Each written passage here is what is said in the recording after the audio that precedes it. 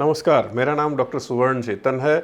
मैं IQ super speciality eye hospital में RMD हूँ और गुड़गांव में कार्यरत हूँ। आज मैं आपको मोतियाबिंद या कैटरैक्ट से संबंधित कुछ बहुत महत्वपूर्ण जानकारियाँ देने जा रहा हूँ। ये अक्सर कई बार संदेह या कन्फ्यूजन रहता है लोगों को कि किस मौसम में कराना चाहिए, उसके बाद परहेज़ क्या होते हैं, उसका रख रखाव कैसे करना चाहिए, कैसे उस पर ध्यान दिया जाना चाहिए। तो कोई बहुत छोटे छोटे बिंदु होते हैं जिस पर आपको ध्यान रखना है और इतनी कोई बहुत बड़ी बात नहीं होती, लेकिन सावधानियां बहुत आवश्यक होती हैं और अगर वो रखा जाए तो परिणाम या जो सर्जरी के बाद रिज़ल्ट होता है वो बहुत अच्छा आता है। तो शुरुआत करेंगे हम टाइम ऑफ सर्जरी से।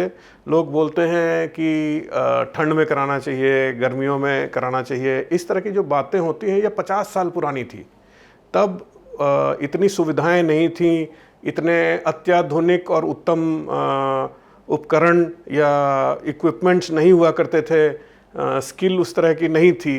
तो उस समय वैसी स्थिति होती थी। आजकल ऐसा बिल्कुल नहीं होता। जब डॉक्टर आपको बताएं, जब परामर्श करें कि अब आपका मोतियाबिंद ऑपरेशन कराने लायक हो गया है, तो उस समय निश्चित करवाएं ऑपरेशन। उससे आपको अत्यधिक अच्छा परिणाम प्राप्त होगा। सबसे अच्छा रिज़ल्ट सही समय पर कराने से आता है। कौन सा मौसम है उससे उतना मतलब नहीं होता। तो पहली चीज़ तो ये हो गई समय के बारे में। दूसरी चीज़ ये है कि सर्जरी हो जाने पर क्या क्या ख्याल रखना पड़ता है।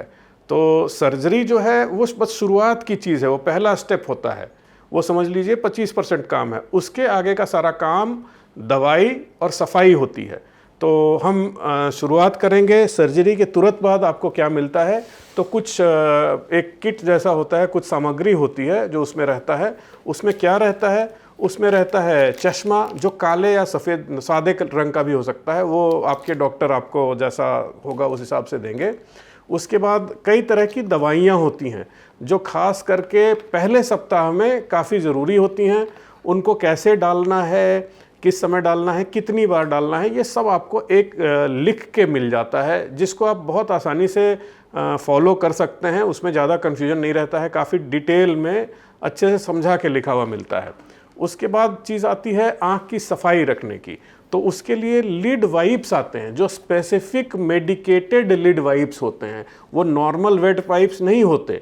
आप उनका प्रयोग करके आँखों की सफाई कर सकते हैं। मैं अगले वीडियो में आपको ये भी दिखाऊंगा कि उन वाइप्स से कैसे आँख साफ़ की जाए और दवाई कैसे डाली जाए। पहला सप्ताह जो होता है वो सबसे ज़्यादा महत्वपूर्ण होता है। उसमें आपको समय से दवाई डालनी है और कई बार 3 से लेके 6 या जैसी भी ज़रूरत रही उस हिसाब से दवाएं मिलती हैं। अगले सप्ताह से जो सेकेंड वीक शुरू होता है, दूसरा सप्ताह जो चालू होता है, उससे दवाएं कम होनी शुरू हो जाती हैं और आपकी आसानी बढ़ती चली जाती है। ये हो गई दवा और सफाई के बारे में। और जो लोगों को कई बार कन्फ्यूजन होता है वो होता है नहाने के बारे में। तो नहाना रोज़ है, क्योंकि सफाई सबसे ज़्यादा ज़रूरी है, तो नहाना रोज़ है। सर से नहाने के बारे में आपके डॉक्टर आपको बता देंगे। वो यूजुअली तीसरे से लेकर 7वें दिन के बीच में शुरू होता है। वो जैसा भी आपकी स्थिति होती है उस हिसाब से आपको जानकारी दे दी जाती है। तो मोतियाबिंद सही समय पे कराएं और बिल्कुल ना घबराएं कि उसमें बहुत ज़्यादा परहेज़ है या बहुत ज़्यादा दिक्कत है। ऐसा बिल्कुल नहीं होता। आजकल की हमारे पास जो तकनीक है वो अत्याधुनिक है। जो पूरे विश्व में जो सबसे अत्याधुनिक तकनीक है वो हमारे पास है। जो रोबोटिक सर्जरी वगैरह होती है वो हम करते हैं और उत्तम से उत्तम लेंस का प्रयोग किया जाता है। इसलिए जो परिणाम हैं वो बहुत अच्छे आते हैं।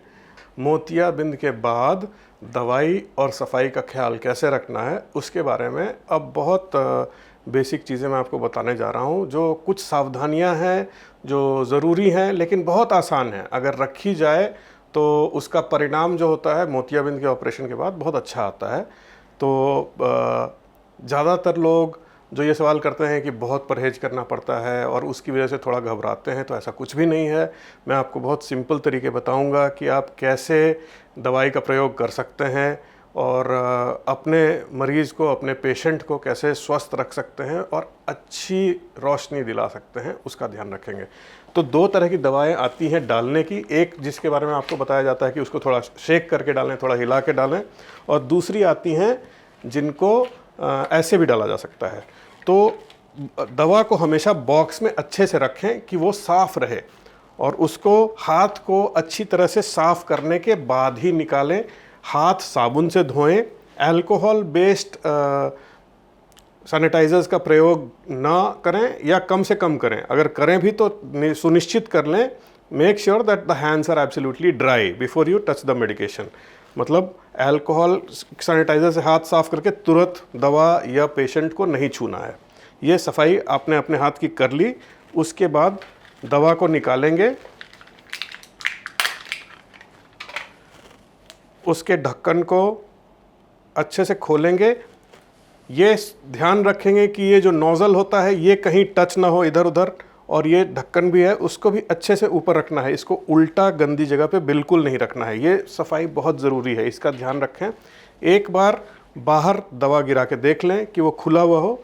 उसके बाद पेशेंट, मरीज़ का चश्मा आसानी से, अच्छे से, सावधानी से उतारें। जो भी आंख बनी है, मरीज़ को बोलें थोड़ा चिन ऊपर कर दें। हमेशा सुला के दवा डालना ज़रूरी नहीं है, बैठे बैठे भी डाली जा सकती है।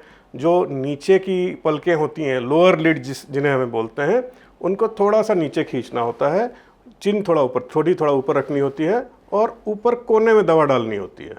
ठीक है, ऊपर देखते रहें। शाबाश, बहुत अच्छा कर रहे हैं आप। दवा डालें, 1 सेकेंड के लिए बंद कर लें, उसके बाद ब्लिंक कर सकते हैं, आँख खोल के बंद कर सकते हैं। आपको कोई तकलीफ़ हुई?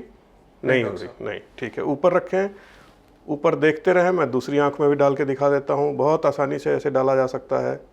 नीचे की पलक खोल ली, हल्के से ऐसे डाल दिया, 1 बूंद काफ़ी होती है। दूसरी बूंद डालेंगे तो वो बाहर आ जाएगी। जो बूंद अच्छे से फिर से वापस बंद कर दिया, बिना नोज़ल को टच किए हुए, बिना कुछ किए हुए, अच्छे से सफाई से बंद किया। वापस डब्बे में डाला, डब्बे को बंद रखा। डब्बे में ही रखें कि बॉटल गंदी ना हो। ये एक चीज़ हो गई। दूसरा ये कि आप टिश्यू पेपर रख सकते हैं। जो दवा बाहर आ गई है, या तो मरीज़ खुद कर ले या जो भी केयर गिवर हैं, जो भी उनकी सहायता करें, आंख बंद करें। जो दवा बाहर आ गई है उसको हल्के से पोंछ देना है, दूसरे साइड से पोंछ देना है। ये टिश्यू आंख के ऊपर बिल्कुल नहीं लगाना है, इसकी सावधानी का ध्यान रखें। फिर या तो लिड वाइप्स का इस्तेमाल करें आंखों को साफ रखने के लिए, नहीं तो जैसा बताया गया है कि किसी साफ पतीले में साफ पीने का पानी डालें, उसमें साफ कॉटन स्पूफ्स या कॉटन रुई के टुकड़े डाल दें, उसको उबाल आ जाने दें। एक बार जब उबाल आ जाए तो गैस ऑफ करके पतीले को साइड में कर दें, उसको ढक के जब तक वो पूरी तरह ठंडा ना हो जाए। फिर या तो उस कॉटन के टुकड़े से, रुई के टुकड़े से, या जो मेडिकेटेड स्पेशल लिड वाइप्स आते हैं उनसे साफ हाथ से पहले उसको खोलें, उसको निकालें। और ये ध्यान रखें कि ये एक बार ही इस्तेमाल होता है, इसको वापस रख के बार बार इस्तेमाल नहीं किया जा सकता। और एक जो है वो सिर्फ एक आंख के लिए ही इस्तेमाल होता है। इसको ऐसे खोलें, पूरा खोलने की आवश्यकता नहीं होती। इसको अपनी उंगली की तरफ ऐसे लपेट लें तो ये एक ब्रश जैसा बन जाता है। आप आंख बंद कर लें। ये पेशेंट खुद भी कर सकता है ये देख के, क्योंकि उसको प्रेशर का एहसास होता है कि आंख पे कितना जोर डालना है, नहीं डालना है। आपको सावधानी ये रखनी है कि इसको हल्के से पलकों की तरफ, जहाँ जमता है, दवा जमती है, उसको ऐसे करके पोंछ दें और ऐसे निकाल लें। फिर दूसरी तरफ से ऐसे करके पोंछ के ऐसे निकाल लें। इसी को आप चाहें तो ऐसे पलट के दूसरी तरफ से आंख बंद कर लें। आपको आंख पर प्रेशर वगैरह तो महसूस नहीं हुआ? नहीं। और फिर उसके आसपास भी साफ़ कर सकते हैं, लेकिन पहले यहाँ साफ़ करना है। एक बार बाहर साफ़ करने के बाद बीच में साफ़ बिल्कुल नहीं करना है। तो मैं आशा करता हूँ कि आपको ये सारी पद्धति बहुत अच्छे से समझ में आ गई होगी और इतनी मुश्किल या कठिन भी नहीं लगी होगी। तो बेझिझक हों कि अपनी कैटरेक्ट का उपचार कराएं। अत्याधुनिक और अति उत्तम जो हमारे पास तकनीक है और लेंस हैं उनका प्रयोग करें और हर आँख को सफल दृष्टि प्रदान करने में अपने पेशेंट को और पूरे समाज की मदद करें। धन्यवाद।